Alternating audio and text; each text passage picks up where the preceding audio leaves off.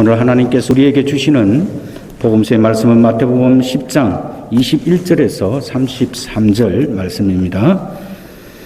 장차 형제가 형제를, 아비가 자식을 죽이는 데 내어주며 자식들이 부모를 대적하여 죽게 하리라.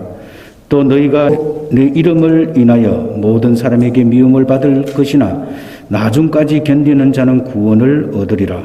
이 동네에서 너희를 핍박하거든 저 동네로 피하라. 내가 진실로 너희에게 이르노니 이스라엘의 모든 동네를 다 다니지 못하여 인자가 오리라. 제자가 그 선생보다 또는 종이 그 상전보다 높지 못하나니 제자가 그 선생 같고 종이 그 상전 같으면 족하도다. 집주인을 바알세불이라 하였거든 하물며 그 집 사람이랴. 그런즉 저희를 두려워하지 말라. 감추인 것이 드러나지 않을 것이 없고 숨은 것이 알려지지 않을 것이 없느니라. 내가 너희에게 어두운 데서 이르는 것을 광명한 데서 말하며 너희가 귀 속으로 듣는 것을 집 위에서 전파하라. 몸은 죽여도 영혼을 능히 죽이지 못하는 자들을 두려워하지 말고 오직 몸과 영혼을 능히 지옥에 멸하시는 자를 두려워하라. 참새 2마리가 한 아사리온에 팔리는 것이 아니냐. 그러나 너희 아버지께서 허락지 아니하시면 그 하나라도 땅에 떨어지지 아니하리라. 너희에게는 머리털까지 다 세신 바 되었나니 두려워하지 말라. 너희는 많은 참새보다 귀하니라. 누구든지 사람 앞에서 나를 시인하면 나도 하늘에 계신 내 아버지 앞에서 저를 시인할 것이요 누구든지 사람 앞에서 나를 부인하면 나도 하늘에 계신 내 아버지 앞에서 저를 부인하리라. 이것은 거룩한 주님의 말씀입니다. 오늘 말씀의 제목은 하나님을 두려워합시다 라는 제목입니다. 오늘 우리가 먼저 읽었던 제1독경은 예레미야서입니다. 예레미야는 눈물의 선지자입니다. 제사장 hil기야의 아들로 태어났습니다. 그는 제사장과 선지자의 성격을 겸비한 인물로 평가받습니다. 멸망해 가는 조국 유다의 국군을 바라보며 그들의 죄악을 지적하며 회개를 촉구했던 하나님의 사람입니다. 그 예레미야가 하나님께 탄식하며 고백한 기도의 내용이 나옵니다. 먼저는 하나님께서 자신을 권유하셨다라고 표현하고 있는데 이 권유라는 말은 유혹했다라는 말입니다. 그 유혹에 자신이 넘어갔으며 자신이 예언자로 그 부르심의 소명을 거절했음에도 불구하고 하나님께서 자신보다 더 강하셨다고 고백하는데 이것은 힘이나 능력이라기보다는 하나님의 소원이 더 간절했다라고 그렇게 이해할 수 있습니다. 그 하나님의 간절함이 자신을 이기셨다고 말했습니다. 이로 인해 자신은 사람들에게 조롱거리가 되었고 사람들은 날마다 자신을 조롱하고 있다고 탄식했습니다. 그가 이렇게 조롱과 모욕을 당한 이유는 그가 전하는 말씀이 파멸과 멸망을 외치라는 하나님의 말씀 때문이었습니다. 그래서 예레미야는 다시는 여호와를 선포하지 않고 그 이름으로 예언하지 않을 것이라고 결심했습니다. 하지만 그렇게 결심할 때마다 마음이 불붙는 것처럼 타올라 뼛속까지 타들어갔고 이를 도저히 견딜 수 없어 항복하고 말았다고 9절에 고백하고 있습니다. 예레미야의 탄식인 7절과 대적자들의 말인 10절은 닮았습니다. 예레미야가 하나님께서 나를 설득하셔서 자신이 유혹이 되었고 하나님께서 나보다 강하셔서 자신을 이겼다고 그렇게 7절에 표현하고 있습니다. 그런데 그 대적자들도 예레미야를 유혹해서 그가 유혹되면 우리가 그를 이기자 하자라고 그렇게 노래하고 있습니다. 이는 우리가 하나님의 사랑에 가까이 가면 갈수록 마귀도 우는 사자처럼 우리에게 넘어지게 하기 위해 다가오는 것을 말씀합니다. 그러나 예레미야는 이미 하나님의 말씀의 유혹에 넘어갔기 때문에 사람들의 유혹에 넘어가지 않고 이미 하나님께서 이기게 하셨기 때문에 사람들이 자신을 이길 수 없음을 고백합니다. 진정한 신앙인의 고백입니다. 이렇게 절망적인 상황에서 예레미야는 하나님께 신뢰의 고백을 했습니다. 여호와는 그들에게 두려움을 주시는 용사시며 나와 함께 하십니다. 그러므로 나를 박해하는 자들이 넘어지고 이기게 하지 못할 것입니다. 그들은 지혜롭게 행하지 못하기에 영원히 잊지 못할 수치를 당할 것입니다. 라고 11절에 말씀하고 있습니다. 예레미야는 자신의 억울함을 의로운 사람을 시험하시고 폐부와 심장을 감찰하시는, 폐부가 어디입니까? 우리가 심 쉬는 곳입니다. 이것은 성경에서 사람의 마음 깊은 곳을 이야기하고 있고, 심장이 무엇입니까? 혈액을 공급하는 것입니다. 이것은 우리 마음속 깊이 들어있는 마음을 아시는 그 하나님 앞에 아랬다라고 말씀하고 있는데, 예레미야는 주님께서 그들에게 보복하시는 것을 직접 보기를 원한다고 12절에 고백합니다. 이것은 개인적인 복수심에서 하는 기도가 아니라 하나님께서 말씀하신 것이 성취되기를 바라는 기도입니다. 그리고 이 기도를 마치며 여호와께 노래하라. 너희는 여호와를 찬양하라. 압제받는 자의 생명을 악인들의 손에서 구원하셨다고 주님을 찬양했습니다. 예레미야는 오늘 말씀을 통해 사랑과 죄의 유혹에 속임을 당하지 않기 위해서는 하나님의 말씀에 유혹되어야 함을 말씀합니다. 또한 사람과 죄의 유혹에서 이김을 당하지 않으려면 하나님의 이김에 굴복해야 합니다. 날마다 생명의 길로 이끄시는 하나님에게 유혹되려면 말씀을 묵상해야 합니다.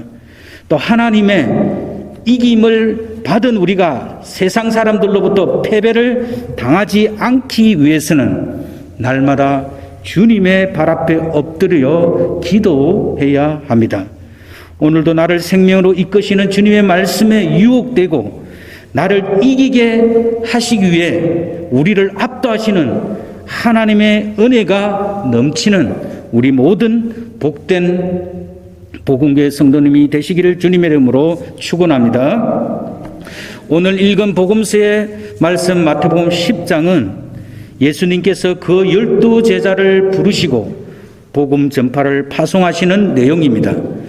복음을 전하면서 믿음을 가지고 사는 삶은 참고 인내하여 예수님의 사람으로 끝까지 남아 있는 것을 말씀합니다. 이것이 바로 하나님의 신실성과 그리스도의 궁극적인 승리를 의심 없이 믿는 행위가 됩니다. 우리의 구원은 완전하고도 절대적인 구원의 예수 그리스도를 통하여 약속되어 있습니다. 예수님께서 제자들을 부르시고 복음을 전파하게 하셨지만 그 예수님으로 인해 죄가 용서받고 구원받는다는 사실을 당시에 대부분 사람들은 인정하지 않고 믿지 않았습니다. 아마 믿지 않는 것이 더 자연스러운 것일 것입니다. 예수님은 마태복음 5장 11절과 12절의 말씀에서 복음을 전할 때 너희를 욕하고 박해하고 거짓으로 너희를 거스려 모든 악한 말을 할 때에는 라고 하신 말씀에서 알 수 있는 것은 오히려 복음 전파하는 사람들에게 환영을 받기보다는 박해가 있게 된다라는 것입니다. 그러나 예수님은 이어서 말씀하신 것이 그 박해가 우리에게 복이 있다고 말씀하시면서 기뻐하고 즐거워하라 하늘에서 너희의 상이 큼이라. 너희 전에 있던 선지자들도 이같이 핍박하였느니라고 말씀하셨습니다. 오늘 21절은 가족 간에도 불화가 있을 것인데 서로 대적하며 죽게 하리라고 말씀하시면서 핍박이 있으면 핍박이 없는 곳으로 피하라고 말씀합니다. 그 당시 유대인들은 예수가 그리스도라는 사실의 근거가 무엇인지 계속 질문합니다. 오늘날도 마찬가지입니다. 예수 그리스도 이후에도 여전히 세상은 악하고 비열하고 영악합니다.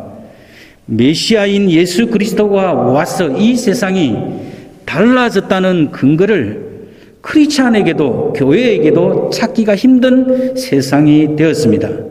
사람들은 예수 이전과 이후에 세상은 여전히 변하지 않았으니 예수를 메시아로 인정할 수 없다고 말합니다.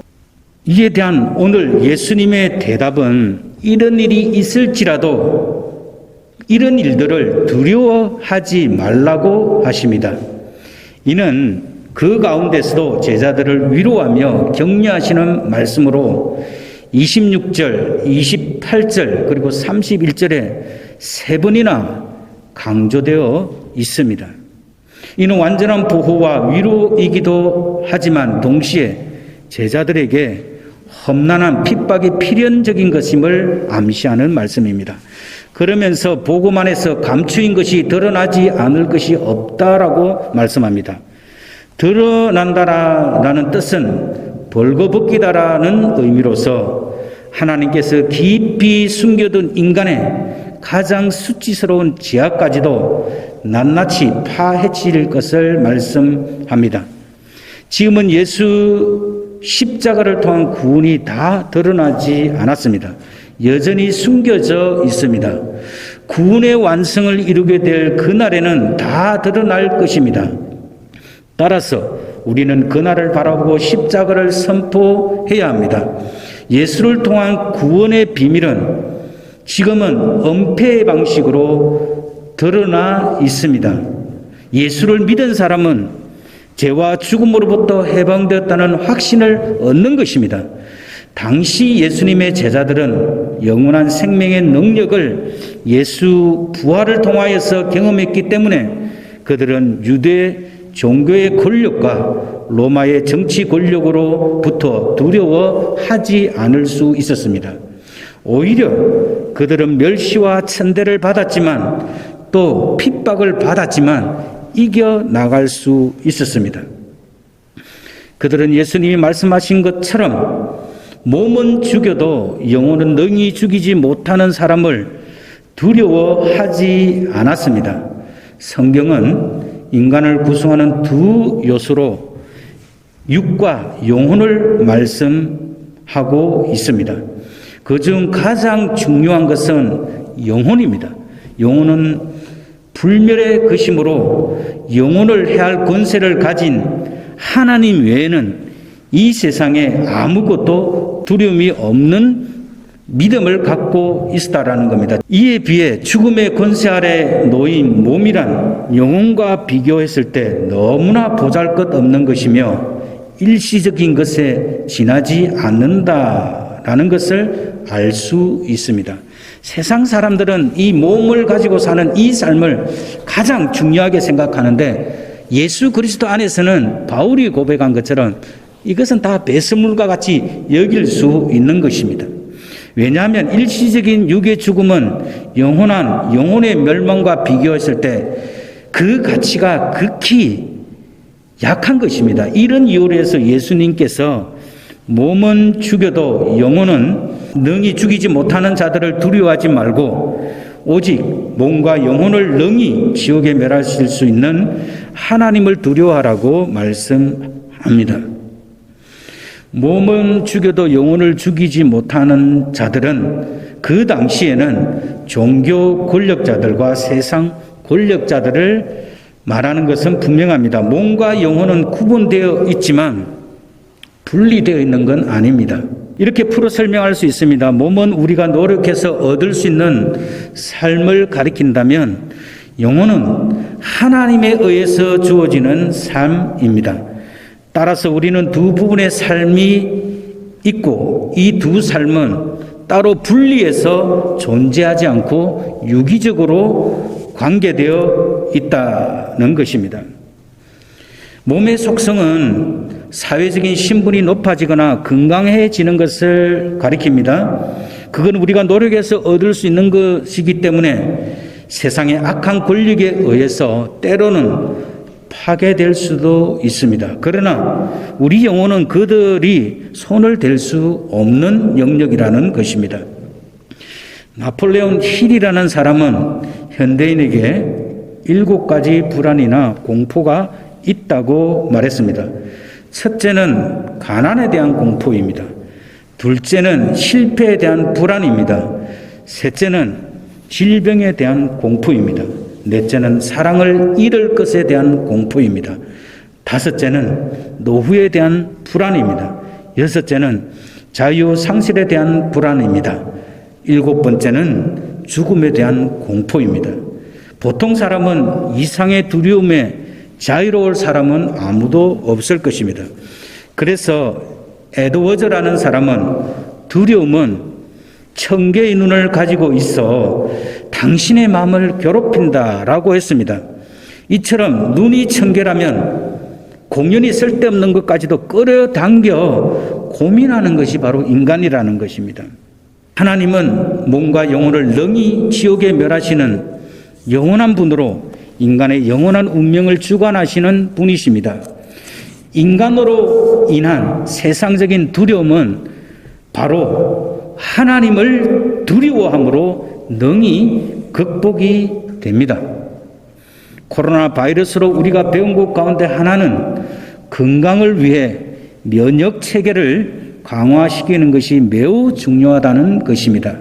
어떤 분이 글을 읽었는데 그분은 에어컨 알레르기가 있어 여름에도 에어컨을 틀지 못하고 선풍기로만 더위를 피해왔다고 합니다.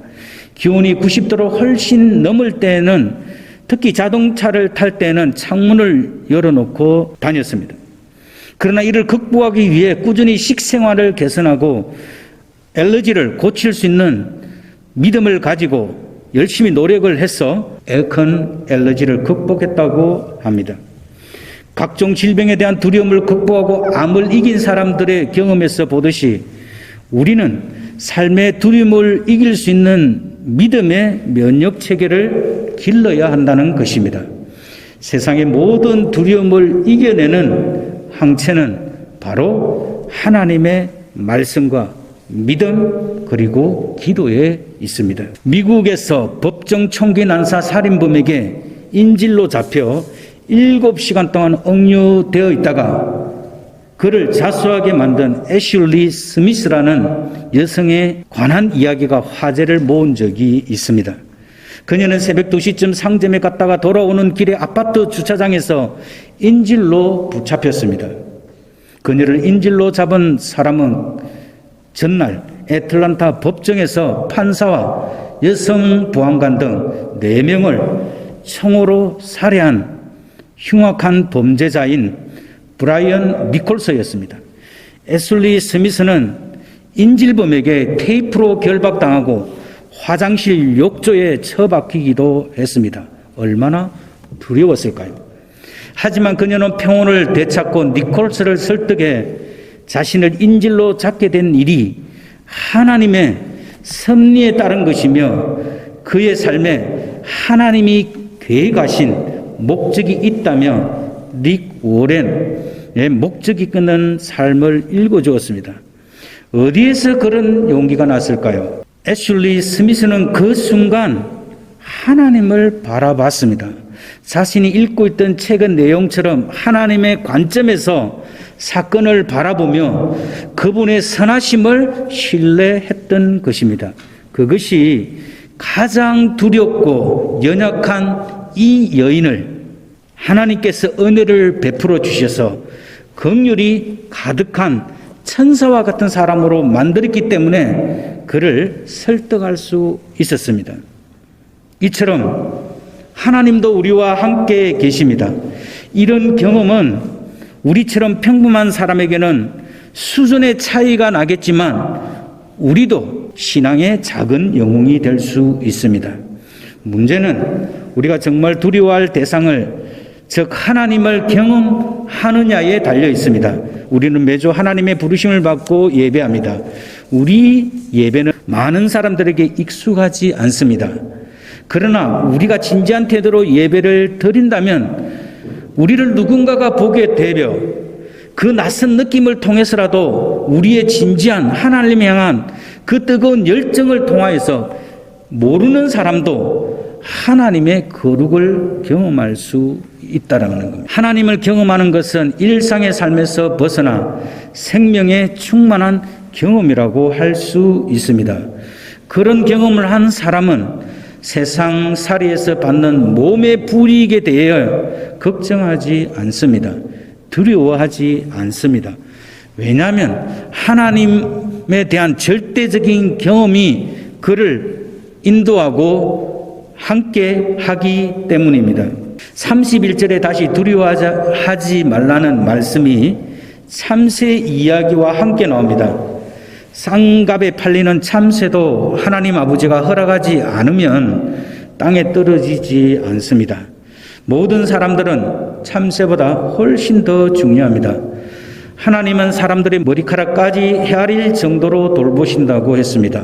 우리가 주목해야 할 단어는 바로 너희 하나님 아버지께서입니다. 이것은 예수님이 표현하는 매우 극적인 효과를 나타내는 표현입니다. 예수님은 우주 만물을 다스리시는 하나님이 바로 우리의 아버지라는 사실을 우리에게 깨닫게 해 주시는 것입니다. 참새라고 하면 별로 실감이 안 날 수 있는데 그냥 개미라고 하는 게 더 실감이 납니다. 개미의 생존과 죽음에도 사실 하나님은 깊은 관심을 가지고 깊숙이 관여하고 계신다라고 이해를 하면 훨씬 더 이해가 깊어지는 것을 봅니다. 개미의 생존과 죽음에도 깊은 관심을 갖고 계시는 그 하나님의 보살핌과 자비의 손길에서 벗어날 수 있는 것은 아무것도 없으며 하나님은 절대 가치가 없고 보잘것없는 그것에 대해서도 창조주로서 그들을 지키시는 분이십니다. 가끔은 우리가 전혀 모르고 발에 밟혀 죽는 개미의 그 돌발적인 죽음일지라도 하나님의 허락 없이는 그 하나라도 이루어지지 아니합니다. 가볍고 하찮은 생명체일지라도 하나님의 사랑은 집요하고 자상한 배려를 나타내는 말씀으로 우리를 더욱 뚜렷하고도 명확하며 확실히 지키신다는 말씀을 하고 계시는 것입니다. 두려움의 뿌리는 대개 자기 안위에 대한 걱정과 자기 염려, 자기 연민에서 옵니다. 21세기 오늘날 문명은 이런 걱정과 두려움을 더 자극시킵니다. TV 광고도 이런 걱정과 두려움을 심리적으로 이용합니다. 그 건강 제품만 먹으면 늙거나 병들지 않을 것처럼 과대 광고를 합니다. 제가 아는 어떤 사람의 경우에는 생활고에 시달리면서도 한 달에 수백 달러가 되는 돈을 지불하는 사람도 보았습니다. 그 사람의 최고의 관심사는 텔레비에 나오는 건강 안내나 광고입니다. 또 어떤 사람들은 분에 넘치는 차를 타고 다니기도 하고 명품을 사기도 합니다. 이런 것도 마음 깊이 파고들면 자기 안위에 대한 두려움이 깊은 곳에 있는 경우를 보게 됩니다. 사람들이 꼼짝 못하는 직업이 있는데 의사와 점쟁이입니다. 의사가 환자에게 죄송한 말씀이지만 한 달을 넘기기가 힘들겠는데요 라고 하면 환자는 한 달 아래 사망할 가능성이 많다고 합니다. 그리고 점쟁이가 당신은 40살을 넘기기가 힘들어 하면 사람은 그 말을 믿게 되고 또 물에 가지 마세요 라고 하면 무더운 여름에도 수영장에 가지 못한다고 합니다. 세상 사람들은 세상이 제시하는 가장 완벽한 인생살이를 살기 위해 헛된 삶을 소진해 버리며 어리석게 사는 경우를 많이 보게 됩니다. 오늘 우리에게 하나님은 우리의 머리털까지 다 세신 바 되었으니 라고 말씀함을 통하여서 성경은 우리가 하나님을 알기 전부터 우리를 보살피고 계시는 분이십니다. 한편 머리털은 너무나 숫자가 많기 때문에 보통 사람에게 있어서 하루 평균 50개 정도의 머리카락이 빠지지만 대부분의 사람들은 이 사실에 큰 관심을 두지 않습니다. 그러나 하나님은 아무 관심을 두지 않는 그러한 일까지도 세밀히 관찰하시며 관심을 가지시는 것입니다.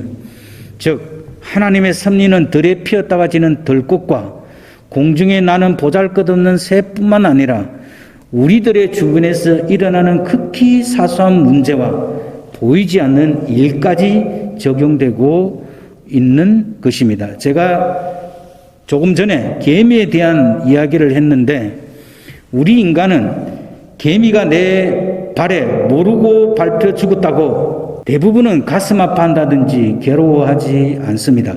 왜냐하면 너무 사소한 일이기 때문입니다.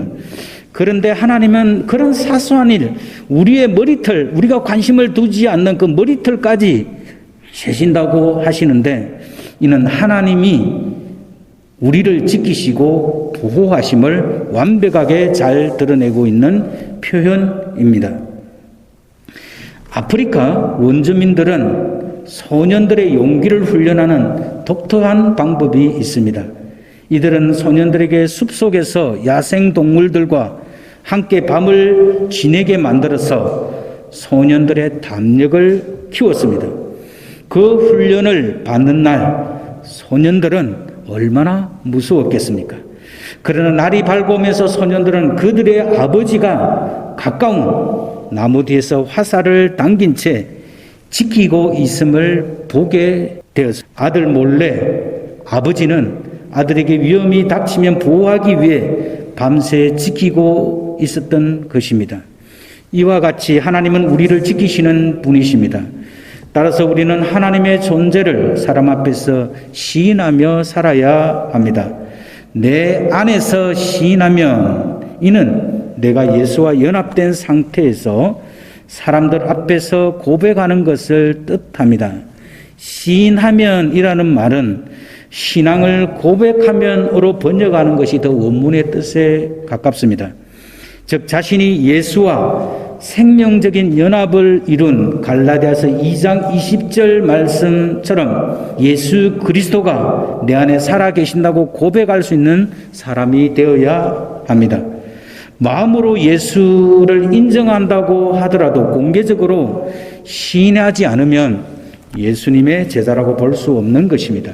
죄와 죽음으로부터 구원받은 우리는 어떻게 자기에 대한 염려로부터 자유로워질 수 있는 최선의 길은 바로 하나님을 경험하는 것입니다. 왜냐하면 하나님만이 영원한 생명을 주시고 유지하게 하시는 분이고 그 생명을 최종 완성하실 분이기 때문입니다. 우리의 일상에서 이 생명을 누리게 되면 어떤 상황에서도 두려움 없이 우리의 미래를 하나님께 맡길 수 있는 믿음을 갖게 되며 생명의 신비를 경험할 수 있습니다. 자신의 미래를 하나님께 맡긴 사람은 신뢰, 평안함, 확신, 견고함, 능력, 믿음, 소망, 사랑을 바탕으로 하나님을 경험하며 살게 됩니다. 이러한 경험이 없으면 하나님을 믿기는 하되 철없는 아이처럼 불안한 자아를 의지하는 방식으로 신앙생활을 하게 됩니다. 우리는 자신의 인생의 수고와 무거운 짐으로 인해 불평하거나 두려움을 갖고 사는 것이 아니라 영원한 생명으로 들어갈 징금다리처럼 생각하며 하나님을 기쁘시게 하는 삶을 살며 이겨내는 삶이 되어야 합니다. 결론적으로 기독교 신앙의 첫 출발은 죄와 죽음으로부터 해방입니다. 예수 그리스도의 십자가의 부활을 통하여서 죄와 죽음으로부터 해방된 사람은 세상 염려로 인해 두려워하지 않고 하나님을 믿는 믿음의 방법으로 살아가는 사람입니다. 그 하나님을 두려워하며 자신의 삶을 의존하며 사는 것입니다. 그러면 하나님이 지키십니다. 아멘. 살아계신 하나님 아버지 감사합니다. 하나님께서 우리들을 사랑해 주셔서 오늘도 귀한 주의 날을 거룩한 주의 이름으로 지키게 하시고, 또 하나님께서 우리에게 말씀으로 찾아오시며 또 하나님 말씀으로 언약을 주시며 하나님을 두려워하는 가운데 우리가 믿음으로 신실하게 살 때 하나님이 지키시는 그 하나님을 우리가 살펴보았습니다. 하나님, 세상에 두려워할 일이 너무나 우리 삶의 주변에 많이 일어납니다. 세상은 우리가 원치 않게 폭동이 일어나기도 하고 질병이 창궐하기도 하며 또는 원인을 모르는 불안과 염려와 공포가 우리의 삶에 찾아와서 우리를 두렵게 합니다. 그러나 우리가 오늘 예레미야처럼 하나님의 말씀에 유혹되어서 우리를 이기게 하시는 그 하나님 앞에 우리가 신실하게 하나님을 찬양하며 고백하며 살아갈 수 있는 저희들이 될 수 있도록 주께서 도와주시옵소서. 우리 마음속에 진정 하나님을 두려워하는 마음이 있는지를 살펴볼 수 있는 저희들이 될 수 있도록 주님께서 도와주시고, 예수 그리스도의 십자가 부활의 그 경험이 하나님 정말 우리에게 영원한 생명을 주신 그 은혜 가운데 있음을 다시 한번 고백하며 신실한 믿음으로 살아갈 수 있는 저희들이 될 수 있도록 주께서 도와주시옵소서. 감사합니다. 예수님의 귀하신 이름으로 기도드립니다. 아멘.